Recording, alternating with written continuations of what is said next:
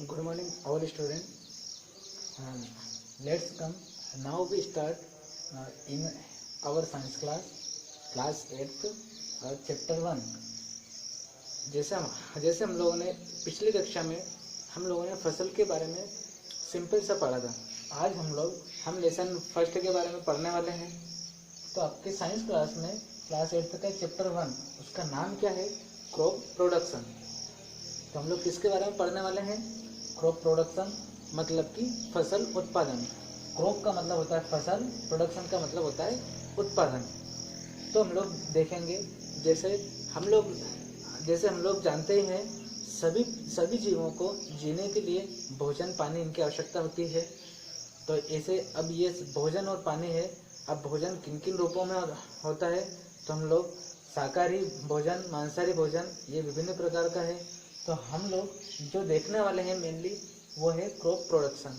हम लोग जो खेतों में विभिन्न प्रकार की फसलों को बोते हैं, विभिन्न प्रकार के सब्जियों को बोते हैं, फ्रूट्स को बोते हैं, ये सभी फसल के अंतर्गत आते हैं। तो हमें फसल उत्पादन के बारे में यहाँ पर पढ़ना है। आप लोग अंग्रेजी को लेकर ज़्यादा टेंशन ना लें, आपको यहाँ पर हिंदी में भी वो पूरा अनुवाद मिल जाएगा। किसी को समझ में नहीं आता है तो आप लोग देख सकते हैं। तो सबसे पहले हम लोग देखते हैं what do you mean by crop. Crop का मतलब क्या है? क्रॉप से हम लोग क्या चीज समझते हैं? तो crop are the plants of the same kinds sown in field. यानी कि क्रॉप एक ही प्रकार के वो पौधे हैं जो खेतों में बोए जाते हैं, उसे हम लोग कहते हैं फसल। अब फसल जैसे हम लोगों ने अभी खेतों में आप लोग देख रहे हैं, सोयाबीन, मक्का, ये विभिन्न प्रकार की फसलें खेतों में खड़ी हुई है। तो हम लोग देखते हैं ये जो खेतों में बोई जाने वाली ये जो पौधे हैं, इनको हम लोग सामूहिक रूप से फसल कहते हैं। फिर हम लोग देखते हैं अब विज्ञान की ऐसी शाखा जिसके अंतर्गत जिसके अंतर्गत हम लोग क्रॉप का अध्ययन करते हैं, उसे हम लोग कहते हैं एग्रीकल्चर। और एग्रीकल्चर का मतलब क्या होता है? कृषि। कृषि शब्द आप लोगों ने हर जगह सुना ही होगा। कृषि कहते हैं किसको है? कृषि हम लोग कहते हैं एग्रीकल्चर को, ठीक है। और ऐसी इसके अंतर्गत हम लोग चाहे वो कृषि का उत्पादन करना हो, फसलों का काटना हो, ये सभी प्रकार की प्रक्रियाएं हैं जो वो जिसके अंतर्गत हम लोग उनको काटते हैं, बोते हैं, या खेतों से उनको निकालकर घर पर लेकर जाते हैं, फसलों से उनको अलग करते हैं, बीजों को, वो सभी इसके अंतर्गत आते हैं और इसे हम लोग एग्रीकल्चर कहते हैं, ठीक है। फिर हम लोग देखेंगे यहाँ पर अब क्रॉप्स। हम लोग देखते हैं कि क्रॉप्स बहुत प्रकार की होती है। कितने प्रकार की है? बहुत प्रकार की। तो अब हम लोग देखने वाले हैं उनके प्रकार। तो प्रकार में आप लोग देखिए यहाँ पर टाइप्स ऑफ क्रॉप है ना, यानी कि फसल के प्रकार मैं यहाँ पर लिख रहा हूँ, तो आप लोग थोड़ा सा ध्यान देना इसको। फसल के प्रकार। तो फसल के प्रकार सबसे पहला है on the basis of production, यानी कि उनके उत्पादन के आधार पर फसल कितने प्रकार की होती है। तो हम लोग देखेंगे कि उत्पादन के आधार पर फसल निम्नलिखित प्रकार की है। कौन कौन से? सबसे पहला है सीरियल। अब आपके लिए एक आवश्यक जो सूचना है वो ये है कि आपकी क्लास 8th में ये लेसन एक पेज नंबर 5 से शुरू है। तो हम लोगों ने जो पहले पढ़ा है, मैंने कुछ उस दिन फसलों के बारे में बताया था, है ना, सीजनल क्रॉप्स थी। आज हम लोग उसको सीरियल वाइज देख रहे हैं। तो ध्यान देना है हमको। On the basis of production, यानी कि उत्पादन के आधार पर फसल कितने प्रकार की होती है। तो सबसे पहले हम लोग देखेंगे सीरियल है ना, इसका मतलब होता है अनाज। तो सीरियल्स में कौन कौन से आती हैं? जैसे कि राइस, चावल, वीट, गेहूं, मेज, मक्का, ये सब इस सीरियल्स के अंतर्गत आती हैं। जो भी अनाज है ना, जो बीजों के रूप में होता है, उसे हम लोग सीरियल्स कहेंगे। और जैसे इनके एग्जाम्पल हम लोगों ने देख ही लिए हैं। दूसरा हम लोग देखते हैं पल्सेस का सीधा सा मतलब होता है दालों से, या ऐसे पौधे जिनसे हम लोग दालों को प्राप्त करते हैं, उन्हें हम लोग पल्सेस कहते हैं, ठीक है। तो हम लोग देखते हैं पल्सेस के अंतर्गत जैसे कि ग्राम मतलब चना, पी मटर और बीन यानी कि है ना मूंग दाल, और ऐसे ही कुछ दालों वाले जैसे इसमें हम लोग सोयाबीन अरहर को भी ले सकते हैं, और हम लोग और भी जो जिससे हम लोग दाल बना सकते हैं वो सब इस पल्सेस के अंतर्गत आ सकती है। तो पल्सेस का मतलब होता है दालें। फिर हम लोग देखते हैं ऑयल सीड्स। तो क्रॉप्स में हम लोग ऐसे फसलों का भी उत्पादन करते हैं जिनसे हम लोग तेल प्राप्त करते हैं। ठीक है, तो हम लोग तेल को प्राप्त करने वाले पौधे कौन कौन से हैं, कौन कौन से पौधे हैं जिनको हम लोग फसलों के अंतर्गत बोते हैं। तो हम लोग देखते हैं ऑयल सीड के अंदर एक है मस्टर्ड यानी कि सरसों, ग्राउंडनट, मूंगफली, सोयाबीन, है ना, जो हम लोग जिसको तुअर बोलते हैं, अरहर, है ना, तिल्ली, ये सभी इसके अंतर्गत आते हैं, और इन बीजों से हम लोग तेलों को प्राप्त करते हैं। फिर हम लोग नेक्स्ट देखते हैं रूट वाले पौधे, है ना, कौन कौन से होते हैं। तो रूट वाली फसल जिनमें जो जड़ों के रूप में उनमें भोजन संचित रहता है उनको हम लोग देखेंगे। तो root crops are carrot, sweet potato, ETC, है ना, इसको हम लोग शकरकंद भी कहते हैं, है ना। कैरेट है, और भी है, रेडिश है, और हम लोग देख सकते हैं, ठीक है। और एक और यहाँ पर रह गया है, मैं इसको मिटाकर यहाँ पर लिखने वाला हूँ। ये आपको आपकी बुक्स में देखना है। जब भी आप लोग क्लास लें तो आपकी बुक्स को सामने लेकर आपको वो क्लास को ऑब्जर्व करना है, ठीक है, क्योंकि मैं यहाँ पर आपको आपकी बुक्स के अकॉर्डिंग ही पढ़ा रहा हूँ, ठीक। फिर नेक्स्ट एक और इसमें बचा था ट्यूबर क्रॉप्स, है ना। ट्यूबर का मतलब इसका प्रकंद होता है। क्या होता है इसका मतलब? प्रकंद। और ऐसी कौन कौन सी फसलें हैं, जैसे पोटैटो,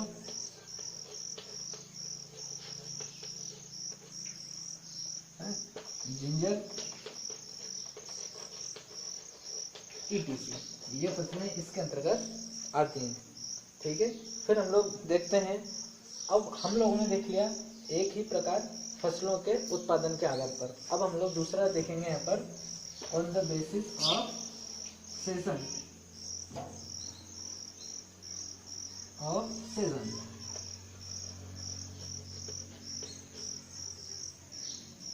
है ना, यानी कि मौसम के आधार पर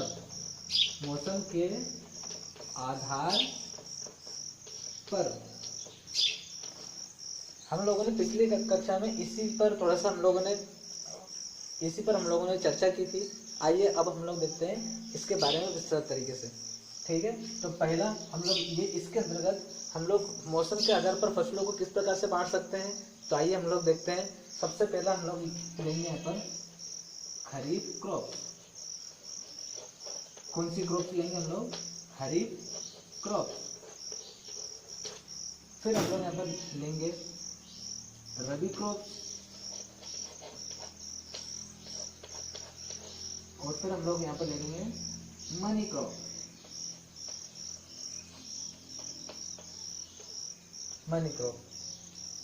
ठीक है।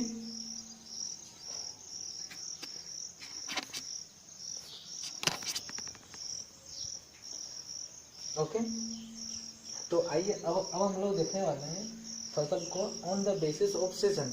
तो सीजन या मौसम के आधार पर फसलें कितने प्रकार की हैं? तो सीजन या मौसम के आधार पर फसलें मुख्यतः 3 प्रकार की होती हैं। कौन कौन सी? सबसे पहला खरीफ क्रॉप्स, दूसरा रबी क्रॉप्स, और तीसरा है मनी क्रॉप्स। अब खरीफ क्रॉप्स, है ना, what are kharif crops? Kharif crops are crops which are sown in June, July, and they are cut from the field at October and November, है ना। यानी कि ऐसी फसलें जिन्हें हम लोग जून जुलाई के प्रारंभ में बोते हैं और उनको अक्टूबर नवंबर के आसपास उनको काट लेते हैं, उन फसलों को हम लोग खरीफ क्रॉप्स कहते हैं। उदाहरण कौन कौन से? जैसे अभी जो है समय वो खरीफ क्रॉप्स का समय चल रहा है। फिर हम लोग देखेंगे इसमें कौन कौन से हैं उदाहरण। सोयाबीन है, मक्का, मेज, है ना, ज्वार जिसको हम लोग ज्वार कहते हैं, और पल्सेस जैसे मूंग है, बीन है ना, ये उन्होंने अभी बो रखा है, तो ये सब अभी इसके अंतर्गत आएगा। फिर हम लोग देखते हैं दूसरी कौन सी थी? रबी क्रॉप्स को हम लोग जाड़े की फसलें या विंटर सीजन में बोने वाली फसलें भी कहते हैं। जैसे कि कौन कौन सी फसलें हम लोग देखते हैं इसमें, है ना। ये जो फसलें हैं इनको हम लोग अक्टूबर नवंबर के आसपास उनको बोते हैं खरीफ क्रॉप से कटने के बाद में, और उनको जून जुलाई के आसपास इनको काटा जाता है। जून जुलाई नहीं, सॉरी, मार्च अप्रैल के आसपास इनको काटा जाता है। अब हम लोग देखते हैं कौन कौन सी फसलें हैं। जैसे फर्स्ट है वीट, गेहूँ, है ना, ग्राम, चना, पोटैटो, है ना, मसूर इत्यादि। ये विभिन्न प्रकार की फसलें हैं जिनको हम लोग ठंड के समय में बोते हैं और उनको गर्मी के समय में काटा जाता है। फिर आइए हम लोग तीसरे को देखते हैं money crops are sown in all of the season.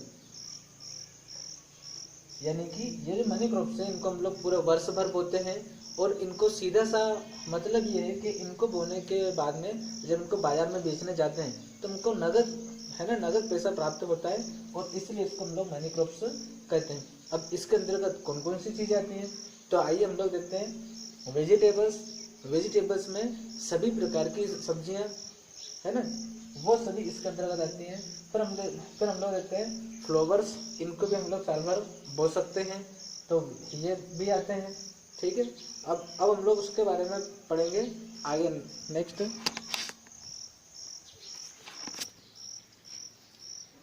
ठीक है, आप लोग देखिए। अब यहाँ पर हम लोग देखने वाले थे क्रॉप प्रोडक्शन के अंतर्गत basic practice of crop production, यानी कि हम लोग जब फसल का उत्पादन करते हैं तो कौन कौन सी प्रक्रियाएं हम लोग फसल को उत्पादन में लाते हैं। ठीक है, लेकिन उससे पहले हम लोगों को कुछ इम्प्लीमेंट्स, यानी कि क्रॉप इम्प्लीमेंट्स के बारे में जानना जरूरी है। क्रॉप इम्प्लीमेंट्स का मतलब होता है कृषि के उपकरण, ऐसे उपकरण जिनका उपयोग हम लोग कृषि उत्पादन में करते हैं, और इनसे कृषि का उत्पादन सरल होता है, हमको उससे सहायता मिलती है, और हम लोग उससे ज़्यादा परेशान नहीं होते। तो आइए सबसे पहले हम लोग देखते हैं प्लो। जैसे पुराने समय में हल था, है ना, बैलों का उपयोग करते थे उन फसलों खेतों को बखरने के लिए, इसी को हम लोग प्लॉगिंग कहते हैं, है ना। तो प्लॉग ऐसा है जो आजकल लोहे के बने हुए आ रहे हैं, जिनको हम लोग ट्रैक्टर का यूज़ करके इनको खेत को हम लोग फसल कटने के बाद में उसको पहले बखरना पड़ता है ना, तो उसको हम लोग कहते हैं प्लो। और ऐसी प्रक्रिया जिसमें हम लोग उन प्लो का यूज़ करके उस खेत को बखरते हैं, है ना, ये उसकी मिट्टी को हम लोग उसकी मिट्टी को उखाड़ कर वहीं पर करते हैं, उसको हम लोग कहते हैं प्लॉगिंग। और होए का मतलब होता है, ये एक प्रकार का होए का सीधा सा मतलब है फावड़ा, है ना, और ऐसे उपकरण जो चौड़ा रहता है और मिट्टी को उसको बराबर करते जाता है, उसका उपयोग हम लोग करते हैं। नेक्स्ट है कल्टीवेटर का मतलब होता है ऐसी मशीन जिसका उपयोग हम लोग फसलों को बोने में करते हैं, उस मशीन को हम लोग कहते हैं कल्टीवेटर। आप लोगों ने देखा होगा कि पुराने समय में गेहूं को बोने के लिए इस प्रकार का एक उपकरण यूज करते थे, जिसमें यहाँ पर नलियाँ लगी रहती थी, और यहाँ पर बैलों के माध्यम से इसमें वो डालते रहते थे, है ना, और इसका उपयोग करते थे। और आज के समय में हम लोग कल्टीवेटर का उपयोग करते हैं, और इसमें वो बीज के बड़े बड़े कंटेनर जैसे होते हैं, कुछ मशीन जैसे, और उसके अंदर बीजों को भर देते हैं और ट्रैक्टर के माध्यम से उसको बो देते हैं। ठीक है, फिर नेक्स्ट हम लोग देखते हैं लेवलर। तो लेवलर क्या है, ये एक प्रकार का ऐसा उपकरण होता है जो मिट्टी को बराबर करने के काम आता है, यानी कि उन मिट्टी को लेवल में करता है ना। जैसे कि खेतों में कभी लहसुन और प्याज को बोना हो तो उसको बोने के पहले उनकी सरी बनाते हैं, है ना, तो वहाँ पर लेवलर का उपयोग होता है ताकि वो जो जमीन है वो एकदम बराबर हो जाए। ओके, फिर हम लोग नेक्स्ट मिस क्रॉप इम्प्लीमेंट्स को हटाता हूँ यहाँ से। ठीक है, तो आप लोग समझ गए होंगे कि क्रॉप इम्प्लीमेंट्स का मतलब क्या होता है, फसल के उपकरण। फिर नेक्स्ट आइए हम लोग देखते हैं इसकी प्रैक्टिस, कौन कौन सी प्रैक्टिस यूज़ करते हैं हम लोग क्रॉप प्रोडक्शन में। तो first practice is preparation of soil, है ना, यानी कि उसको फसल को बोने के लिए उसके पहले मिट्टी को तैयार करना। This is called preparation of soil. तो हम लोग देखते हैं कि सबसे पहले यदि कोई सी फसल को काटा गया है तो काटने के बाद में उसमें कुछ फसलों के अवशेष है ना, इसको एग्री वेस्ट रह जाते हैं और उनको पहले उन खेतों में मिक्सिंग करना होता है ताकि वो, और वहाँ से पहले उनको हटाकर या कुछ अवशेष बचे तो उनको मिक्सिंग करते हैं। जैसे गेहूं को काटने के बाद में जो उसके फांसे रहते हैं है ना, उनको जो एग्री का वेस्ट बचता है उसको जलाया जाता है, और ऐसे जो कुछ कृषि अपशिष्ट रहते हैं तो उनको काटा जाता है और फिर उनको प्लॉगिंग की प्रोसेस करते हैं। प्लॉग के माध्यम से उसको खेतों में बखर देते हैं और इसको हम लोग कहते हैं प्रिपरेशन ऑफ सॉइल, यानी कि बीजों को बोने से पहले उस मिट्टी को तैयार करना। फिर नेक्स्ट प्रोसेस है, दूसरी प्रक्रिया सोविंग ऑफ सीड्स है ना, यानी कि बीजों को बोना। तो हम लोग किस प्रकार से बीजों को बोते हैं, इसकी भी दो प्रोसेस है, एक होती है मैनुअली और एक है एडवांस। तो मैनुअली में क्या है, जिसके अंतर्गत हम लोग बेलों के माध्यम से उन फसलों को बोया जाता है, उसको हम लोग कहते हैं मैनुअली। अभी मैंने आपको एक चित्र बनाया था, उस चित्र में आपको यहाँ पर दिखा होगा, ठीक है। ये इजी था, इस प्रकार के उसका यूज करते हैं, या उसको हाथों के द्वारा महिला भी उन फसलों को बोती हैं। जैसे कि जो धान की फसलें है उसका रोपा लगाना, या जो लहसुन है, लहसुन की कलियों को खेतों में बोना, या जो प्याज है ना, जिसको हम लोग जो प्याज है उसके भी जो रोपे लगाते हैं वो भी किस में आते हैं, उसको यदि हाथों से लगाया जाता है महिलाओं के द्वारा तो उसको हम कहते हैं मैनुअली। लेकिन यदि हम लोग फसलों को कल्टीवेटर के माध्यम से उनको बोते हैं तो उसको हम लोग कहते हैं एडवांस टेक्निक, ठीक है। फिर नेक्स्ट प्रोसेस देखिए हम लोग, application of manures and fertilisers, यानी कि हम लोग फसलों को उत्पादन को बढ़ाने के लिए या उनके प्रोडक्शन को हाई करने के लिए हम लोग किसका उपयोग करते हैं, कुछ जो कीटनाशक हैं उनका उपयोग करते हैं, है ना। तो उनको हम लोग मैन्योर्स कहते हैं। और फर्टिलाइजर्स जो केमिकल्स या रसायनों से मिलकर बनने वाले पदार्थ जिनका उपयोग हम लोग फसलों के उत्पादन को बढ़ाने में करते हैं, उसे हम लोग फर्टिलाइजर्स कहते हैं।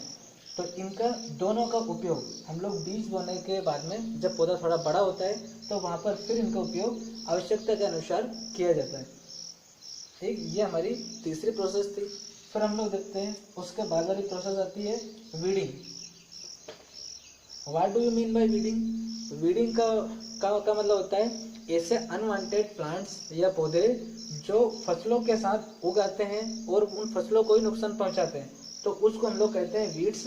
और ऐसी प्रक्रिया जिसमें हम लोग उन वीड्स को वहाँ से हटाते हैं, चाहे वो महिलाओं के द्वारा उनको खुरपा आदि का यूज़ करके उनको हटाया जाए, या फिर वो खेतों में उनको फर्टिलाइजर्स के द्वारा उनको जैसे उन पर छिड़क कर उनको हटाया जाए, और या फिर उनको मशीनों के द्वारा हटाया जाए। तो वो तीनों प्रोसेस इस वीडिंग के अंतर्गत आते हैं। देन नेक्स्ट हार्वेस्टिंग, और अब जब वो फसल पककर तैयार हो जाती है तो उसको काटना होता है। ये भी दोनों तरह की टेक्निक का उपयोग करते हैं हम लोग। फर्स्ट जैसे मैनुअली इसको हाथों के द्वारा भी काटा जाता है, या फिर हम लोग मशीनों के उपयोग के द्वारा भी इनको काट सकते हैं। तो ये दोनों टेक्निक हार्वेस्टिंग की प्रोसेस में यूज करते हैं। और हार्वेस्टिंग का सीधा सा मतलब क्या हुआ, फसलों का काटना, और वो कब, जब फसल पककर खेतों में तैयार हो जाती है। फिर एक और नेक्स्ट प्रोसेस होती है स्टोरेज। स्टोरेज का सीधा सा मतलब होता है भंडारण।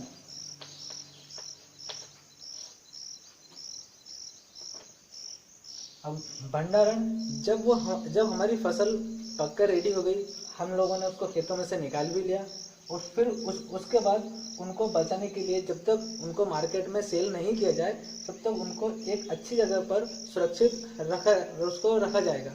और वो जहाँ पर हम लोग अब इसी प्रोसेस को, जिसमें हम लोग उन फसलों को सुरक्षित किसी निश्चित या अच्छे स्थान पर रखते हैं, उस प्रोसेस को हम लोग कहते हैं भंडारण या स्टोरेज, ठीक है।